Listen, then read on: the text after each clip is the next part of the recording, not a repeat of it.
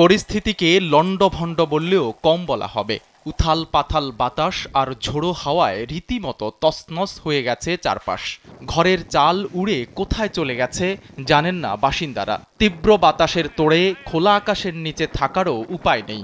আবার হয়তো চাল উড়ে যায়নি, কিন্তু ঘরের মধ্যে ঢুকে পড়েছে পানি। তাতে ভেসে গেছে বিছানা বালিশ আর খাবার দাবার।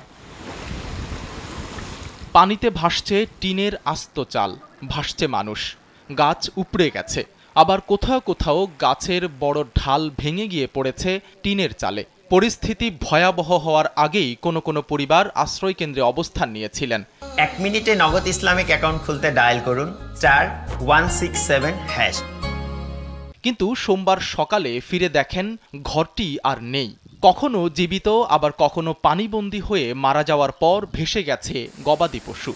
অতি প্রবল ঘূর্ণিঝড় রিমালের প্রভাবে এমন ধ্বংসযজ্ঞ দেখা গেছে ভোলার চরফ্যাশন উপজেলায়। বিশেষ করে ঢালচর, চরকুকরিমুকরি, মুজিবনগর সহ উপকূলীয় অঞ্চলের হাজারীগঞ্জ, জাহানপুর, রসুলপুর, চরমানিকা, নজরুলনগর, চরকলমি, নুরাবাদ, নীলকমল এলাকা রীতিমতো পানির নিচে তলিয়ে গেছে। এসব এলাকার বাসিন্দারা বেঁচে আছেন এক দুর্বিষহ পরিস্থিতিতে। পানি টানি উঠা মাছটা যা আছে আমাদের সব তলে গেছে। ঢালচর এবং অনেক মানুষের ঘর দুয়ার ভাঙ্গা, তারা এখন খুব বিপদগ্রস্ত আছে। গাছ গ্রহণ করে অনেক ঘর দুয়ার ভাঙ্গা গেছে। ঠিক আছে, আমরা এখন ভাত পানি কিছু রান্না খাইতে পারি না। ঠিক আছে, গরু ছাগল অনেক, আমাদের মনে করেন পানি উঠতে অনেক দিকে চলে গেছে, আমরা টুকেও পাইতে আছি। মানে কিলিয়ার ব্যবস্থা নাই। আমার মারা গেছে ঢালচর বা বিভিন্ন শহরে অনেক গরু মারা গেছে। আমাকে এই 5 নম্বর এই বনের থেকে মনে করেন 10টার মতো নিয়ে মারা গেছে বাচ্চা সহ। এখন গরু আমরা মানে এমন একটা ক্লিয়ার ব্যবস্থা না করলে আমাকে গরু রাখার আমারে 5টা মারা গেছে। অনেক শত গরু মারা গেছে, মনে করেন অনেক ক্লিয়ার অভাবে। বনে যদি উঁচা কিল্লা না হয় তাহলে মনে করেন এই গরু কোথাও সব মারা যায়। আর ঢালচর মনে করেন ঢালচর হয় এই সমস্যা আছে।